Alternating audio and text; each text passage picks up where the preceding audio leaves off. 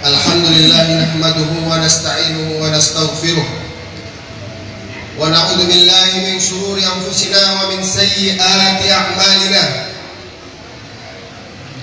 Man yahdihillahu fala mudilla lahu wa man yudlil fala hadiya lahu.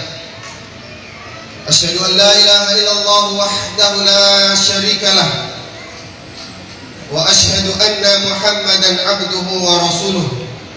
Allahumma shalli wa sallim wa barik ala nabiyyina Muhammadin wa ala alihi wa ashabihi wa man ittaba'ahum bi ihsanin ila yaumiddin.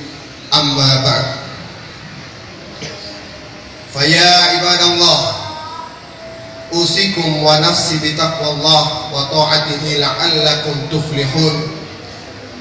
Faqad qala Allah ta'ala fi kitabihil karim, ya ayyuhalladzina amanu taqullaha haqqa tuqatih wa la tamutunna illa wa antum muslimun. Allahu akbar, Allahu akbar, Allahu akbar kabira walhamdulillahi katsira wa subhanallahi bukratan wa asila. La ilaha illallah wahdah sadaqa wa'dah wa nasara abdahu wa azza jundahu wa hazama al-ahzaba wahdah. La ilaha illallah wallahu akbar, Allahu akbar walillahil hamd. Hadirin wa asyiral muslimin rahimakumullah. Alhamdulillah, segala puji bagi Allah, Tuhan yang telah menganugerahkan banyak nikmat yang tak terbilang bagi seluruh hambanya. Lebih-lebih nikmat iman dan Islam yang ada pada diri kita saat ini. Salawat serta salam semoga senantiasa tercurah kepada junjungan kita, kepada Nabi kita Muhammad sallallahu alaihi wasallam beserta para keluarga, sahabat dan umatnya hingga hari akhir zaman. Pada pagi hari ini, segenap kaum muslimin di seluruh tanah air menunaikan salat Idul Adha 1445 Hijriah. Segenap kaum muslimin mengumandangkan takbir, tahmid, tahlil dan tasbih sebagai wujud penghambaan diri kepada Allah Subhanahu wa taala. Semua bersimpuh menunaikan sunnah Nabi untuk meraih ridho dan karunia ilahi. Kaum muslimin rahimahumullah, sepanjang hidup mungkin di antara kita sudah berpuluh kali menunaikan salat Idul Adha. Ada juga yang sudah belasan kali menunaikan salat Idul Adha. Namun pertanyaan yang seharusnya menjadi renungan adalah, sudah sejauh mana kita menanam, memupuk, memelihara serta mengekalkan nilai-nilai dan hikmah kurban itu dalam kehidupan sehari-hari? Betapa seringnya dilihat di dalam masyarakat, hari raya kurban itu diperingati dengan penuh gagap gembita. Hewan kurban disembelih, daging kurban dibagikan, takbir dan tahlil digaungkan memenuhi angkasa raya. Namun sayangnya, jiwa dan semangat berkorban justru semakin jauh dalam masyarakat. Seringkali kita baru sekedar berkorban, akan tetapi belum lagi memetik hikmah yang ada di dalam ibadah itu. Maka wajar sering dijumpai ada pedagang yang selalu berkorban, namun dalam kehidupannya masih tetap mengorbankan pembeli demi keuntungan dan laba. Ada pejabat yang selalu berkorban, akan tetapi masih mengorbankan kepentingan rakyat, bangsa dan negara demi kepentingan pribadi dan golongan. Artinya kita masih melakukan korban zahir, tapi tidak disertai dengan pengamalan hakikat kurban yang sesungguhnya. Allahu Akbar, Allahu Akbar walillahil hamd. Kalau kita buka lipatan sejarah Islam, maka akan tersuah sejarah kurban yang dirayakan hari ini. Itu dimulai oleh Nabi kita, Nabi Ibrahim alaihissalam, yang telah melakukan satu pengorbanan yang sangat besar dalam sejarah peradaban manusia. Menyembelih anak tercinta. Bagi kita umat Islam, sikap hidup Ibrahim sewajarnya dijadikan pedoman dalam menghadapi kehidupan kontemporer yang penuh tantangan ini. Hal ini seperti firman Allah Subhanahu wa taala dalam surat Al-Mumtahanah ayat 4. Qad kanat lakum uswatun hasanah fi Ibrahim walladzina ma'ahu. Sesungguhnya Ibrahim dan orang yang bersamanya adalah contoh tauladan untuk kamu.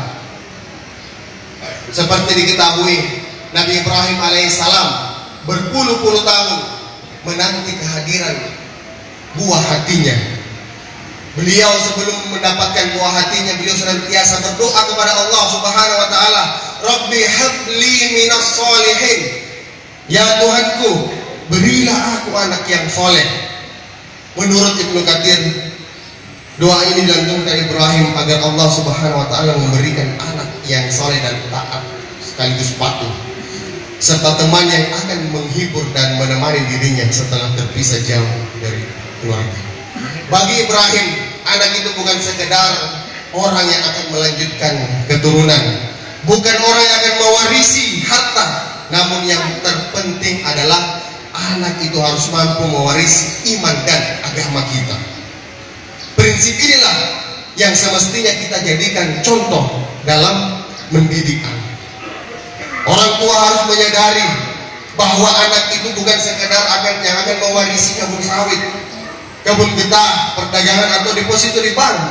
Namun yang paling penting adalah anak itu mampu mewarisi iman dan agama kita. Apakah ada jamaah sekalian yang yakin bahwasanya setelah kematian kita, anak cucu kita, keturunan kita masih menyembah kepada Allah Subhanahu wa taala? Tentu itu kembali kepada diri kita sendiri. Kalau orang tua kita dahulu masih mampu menitipkan ruh iman di dalam jiwa kita, apakah kita mampu? Apakah kita masih mampu? Allahu Akbar, Allahu Akbar, walillahil hamd.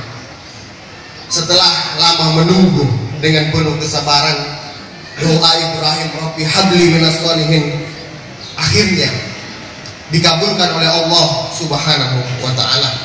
Allah Subhanahu wa taala berfirman, fabasyarnahu bigulamin halim. Lalu kami berikan kepada Ibrahim kabar gembira dengan akan lahirnya seorang anak yang baik. Anak lahir dan diberi nama Ismail, seorang anak yang sehat dan cerdas. Kehadiran Ismail bagikan hujan turun setelah kemarau berkepanjangan. Ismail menjadi penghibur duka, pelipur lara, dan penghibur hati, pengobat jiwa Nabi Ibrahim alaihissalam. Allahu Akbar, Allahu Akbar, walillahil hamd. Namun Allah Subhanahu wa taala kemudian memerintahkan Ibrahim agar anak yang baru lahir itu diantar ke suatu lembah sunyi yang tak berpenghuni di tengah padang pasir yang sepi cikal bakal kota Makkah saat ini. Luluh lantah hati Ibrahim mendengar perintah itu. Bagi seorang suami, berpisah dengan istri adalah pengorbanan. Bagi seorang ayah, berpisah dari anak yang kedatangannya sudah berpuluh tahun diharapkan adalah satu penyiksaan. Namun Ibrahim adalah rasul dan manusia pilihan. Baginya perintah Allah adalah segalanya. Jika Allah memerintahkan, apapun yang terjadi, perintah harus dilaksanakan. Bumi boleh hancur, langit biar runtuh, namun perintah Allah harus tetap dipikul di atas bahu, dijinjing dengan tangan, dan digigit dengan gigi rahim. Allahu Akbar, Allahu Akbar, walillahil hamd. Masih adakah orang yang seperti Ibrahim saat ini yang rela mengorbankan kebahagiaannya demi melaksanakan perintah Allah Subhanahu wa ta'ala. Walaupun perintah itu menyakitkan, namun hatinya tetap kokoh sebab dia yakin perintah Allah itu pasti baik untuk dirinya. Selanjutnya Allah Subhanahu wa ta'ala berfirman, falamma balagha ma'ahu as-sa'ya qala ya bunayya inni ara fil manami inni adbahuka fanzur ma tara. Ketika anak itu sudah beranjak remaja, Ibrahim berkata, wahai anak belahan jiwaku, ayah bermimpi kalau Allah menyuruhku untuk menyembelihmu. Bagaimana pendapatmu? Cobaan yang diberikan Allah kepada Ibrahim tidak sampai situ saja. Ketika Ibrahim kembali mengunjunginya di Mekah, saat itu didapatinya anak tersebut menurut Ali As-Subuni sudah mulai bisa membantu ayahnya, sekitar berumur lebih kurang 13 tahun. Anak itu beranjak remaja yang jadi pemanen jiwa, pelipur lara teman untuk bercerita dan berbagi duka, suka dan duka. Maka datang perintah yang lebih dahsyat lagi. Ibrahim disuruh untuk menyembelih anak tersebut. Allahu Akbar, Allahu Akbar, walillahil hamd. Tentu perintah penyembelihan itu disampaikan Allah Subhanahu wa ta'ala melalui mimpi, yang mana kata orang barat bahwa mimpi itu hanyalah keinginan yang tidak dapat diwujudkan di alam nyata, lalu hadir di alam tidur. Dengan kata lain, dia hanya refleksi keinginan manusia yang tidak ada hubungannya dengan sesuatu yang adikodrati. Sehingga kalaupun Rasul bermimpi, maka itu tidak ada kaitan dengan wahyu dari Tuhan. Tentu berbeda dengan pandangan Islam. Menurut Ibnu Abbas, mimpi seorang Rasul adalah wahyu, berbeda dengan mimpi manusia biasa.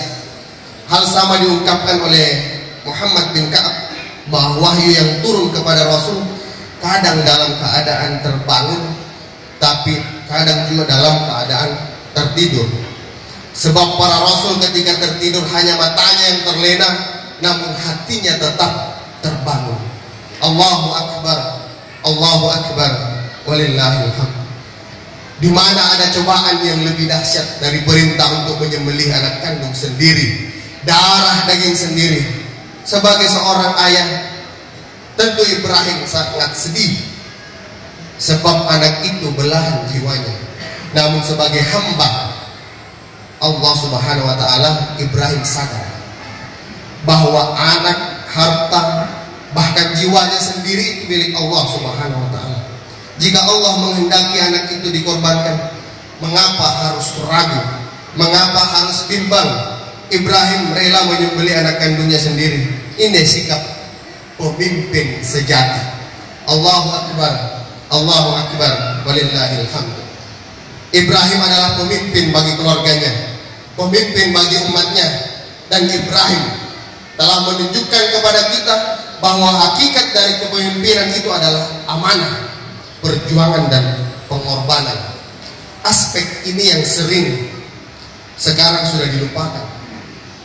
Banyak orang yang menganggap kepemimpinan dan jabatan merupakan kesempatan dan kekuasaan, sehingga jika di zaman Rasul dan para sahabat saling menolak untuk diberi jabatan, maka hari ini orang justru bersaing, bertanding dan berebut untuk mendapatkan jabatan dan kepemimpinan tersebut. Akhirnya seringkali jabatan bukan lagi pengorbanan, akan tetapi alat untuk mencari korban. Saling sikut kawan seiring, menggunting dalam lipatan, teman di atas ditarik, kawan di bawah dipijak, sahabat seiring ditolak. Jika ini terjadi, rakyatlah yang akan menjadi korban. Sebab orang yang menjadikan jabatan sebagai kesempatan dan alat kekuasaan akan membela para kroninya meskipun salah, dan menegakkan hukum dengan tegas kepada orang yang bukan dalam kelompoknya. Ini yang sering disebut dengan penegakan hukum yang tebang pilih. Mereka lupa kalau perbuatan ini akan menghancurkan bangsa dan negara, sebagaimana sabda Rasulullah sallallahu alaihi wasallam, innama ahlakal ladina qablakum annahum kanu idza saraqa fihim asy-syarif tarakuhu wa idza saraqa fihim ad-dha'if aqamu alaihi al-had wa aymullahi law anna Fatimah binta Muhammadin sarakat laqata'tu yadaha. Sesungguhnya kehancuran umat terdahulu terjadi ketika pelaku kesalahan kelompok elit mereka tutupi. Namun jika yang melakukan kesalahan masyarakat biasa, maka mereka tegakkan hukum. Demi Allah, jika anakku Fatimah mencuri, aku sendiri yang akan memotong tangannya. Kepemimpinan dalam Islam adalah perjuangan dan pengorbanan demi kesejahteraan dan kebahagiaan umat dan bangsa. Hal ini yang telah dicontohkan Ibrahim sebagai pemimpin yang harus dijadikan pedoman untuk kehidupan kita hari ini. Allahu Akbar, Allahu Akbar, walillahil hamd. Lalu bagaimana pula sikap Ismail yang akan disembelih ayahnya? Apakah remaja ini lari, takut dan melawan kepada orang tuanya? Maka pada saat Ibrahim berkata, Ismail paham kalau penyembelihan bermakna kematian, maka dia akan meninggalkan masa mudanya, meninggalkan ibu yang selama ini membesarkannya. Namun dengan tenang, anak remaja itu menjawab, qala ya abatif al-ma tu'mar satajiduni insyaallah minas sabirin. Wahai ayahku, jangan sangsi, jangan ragu, lakukan apa yang diperintahkan Allah kepadamu. Insya Allah aku termasuk orang yang sabar. Menurut Imam Al-Baidawi, ayat di atas menunjukkan kepatuhan Ismail terhadap perintah Allah Subhanahu wa Ta'ala, sebab perintah melalui mimpi jauh lebih hebat dari perintah dalam keadaan terbangun. Perintah melalui jalur mimpi sesungguhnya menghendaki kepatuhan dan keikhlasan yang utuh dan tidak terbelah lagi. Maka Ismail sabar akan penyembelihan yang merupakan ketetapan mutlak Allah Subhanahu wa Ta'ala. Coba kita bayangkan hari ini, jamaah sekalian, jikalau Ismail itu adalah anak kita hari ini, apa yang dilakukannya? Bila kita sebagai orang tua akan menyembelihnya, hampir pasti anak itu menolak, bahkan melawan, atau mereka mungkin menyembelih ayahnya sebelum disembelih. Sebab jangankan berkorban untuk orang tua, terlalu banyak anak muda hari ini justru mengorbankan diri, orang tua dan bangsanya. Ini dapat dilihat dengan maraknya penggunaan narkoba, pergaulan bebas, dan berbagai pola hidup negatif lainnya yang dilakukan remaja hari ini. Mereka lupa bahwa masa depan agama, bangsa dan negara ada di tangannya. Kalau Ismail sebagai remaja rela mengorbankan jiwanya untuk ketaatan kepada Allah Subhanahu wa Ta'ala, maka remaja hari ini jangan sampai mengorbankan diri mereka karena kemaksiatan kepada Allah. Wahai para remaja, jadikan Ismail sebagai idola yang rela berkorban demi agama serta patuh kepada perintah Allah dan orang tua. Allahu Akbar, Allahu Akbar, walillahil hamd. Lalu pertanyaan yang kadang mengusik kita, masih adakah anak yang seperti Ismail hari ini? Tentu jawabannya adalah, apakah masih ada orang tua yang seperti Ibrahim pada hari ini? Allahu Akbar, Allahu Akbar, walillahil hamd. Lalu bagaimana pula sikap Siti Hajar ketika mendengar suaminya akan menyembelih anak yang dicintainya, anak yang berada dalam tubuhnya selama 9 bulan, anak yang disusuinya selama 2 tahun, anak yang dibesarkannya dengan penuh dengan air mata. Selaku ibu hancur hati Siti Hajar saat itu. Namun dia juga sadar anak itu tidak lebih dari amanah dan titipan Allah kepada mereka. Maka dengan tegar dan tabah, Siti Hajar merelakan anaknya disembelih oleh suaminya sendiri. Siti Hajar adalah seorang ibu yang hati nuraninya sama dengan ibu-ibu yang lain. Namun Siti Hajar menyadari kalau dirinya juga hamba Allah dan istri dari seorang suami yang bernama Ibrahim. Maka fungsi istri adalah membantu suaminya dalam melakukan ketaatan kepada Allah, bukan menjauhkan suami dari Allah, dari agama Allah Subhanahu wa ta'ala. Sikap hidup Hajar inilah yang harus ditiru oleh para istri hari ini. Pengorbanan mereka dalam membantu suami agar tetap istiqomah dalam ketaatan, mendidik anak agar menjadi anak yang soleh dan soleha. Sebab baik atau buruknya satu keluarga, bahkan satu negara, besar sekali peranan para ibu di sana. Ini yang dikatakan oleh Rasul, ad-dunya mata'un wa khairu mata'iha al-mar'atus shalihah. Dunia itu adalah perhiasan, dan sebaik-baik perhiasan yang ada di dunia ini adalah wanita yang soleh.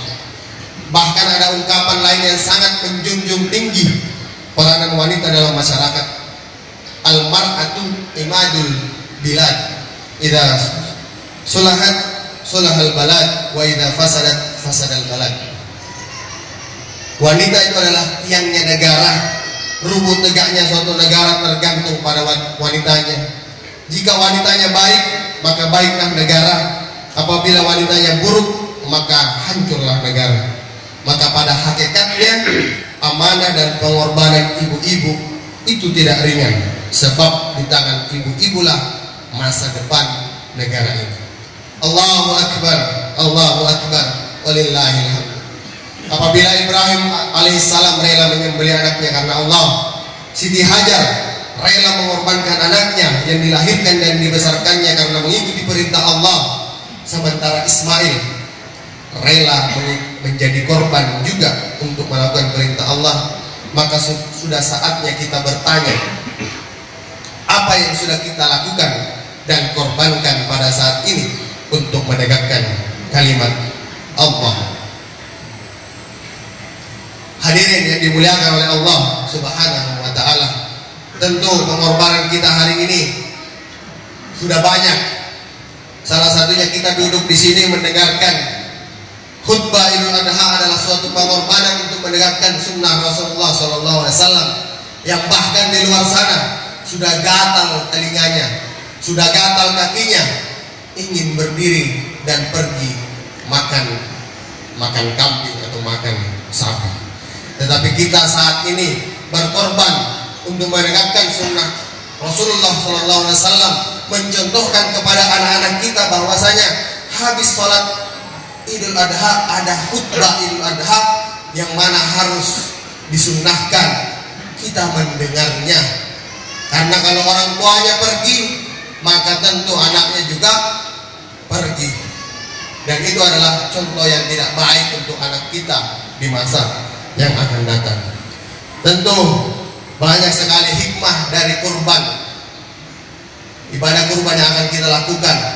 Kalau kita melihat pengorbanan hari ini, tentu berbeda dengan pengorbanan yang akan dilakukan Ibrahim alaihissalam.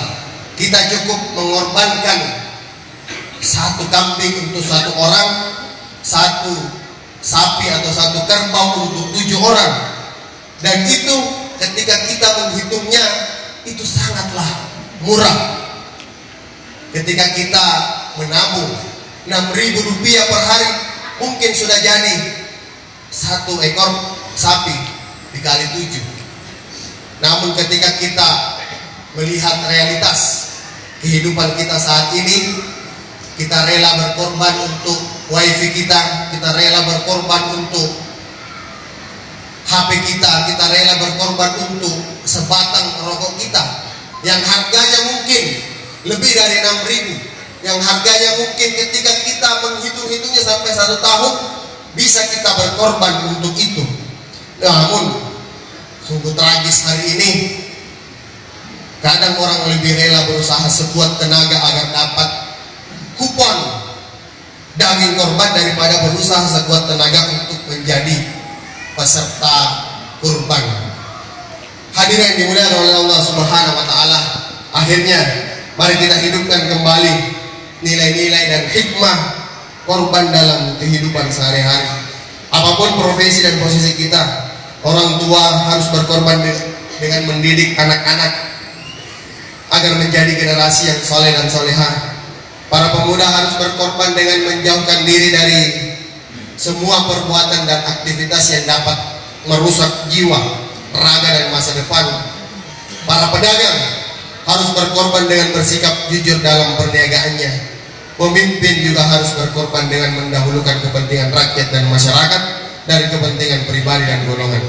Inilah hakikat dari pengorbanan itu. Selanjutnya, marilah kita akhiri khutbah Idul Adha pagi ini dengan berdoa dan dengan bangun dari tidur kita yang sempat terlelap. Semoga doa kita diijabah oleh Allah Subhanahu wa taala. Amin amin ya rabbal alamin. Alhamdulillahirabbil alamin. Allahumma shalli ala Muhammadin wa ala ali Muhammad kama shallaita ala Ibrahim wa ala ali Ibrahim innaka Hamidum Majid. Allahumma barik ala Muhammadin wa ala ali Muhammad kama barakta ala Ibrahim wa ala ali Ibrahim innaka Hamidum Majid.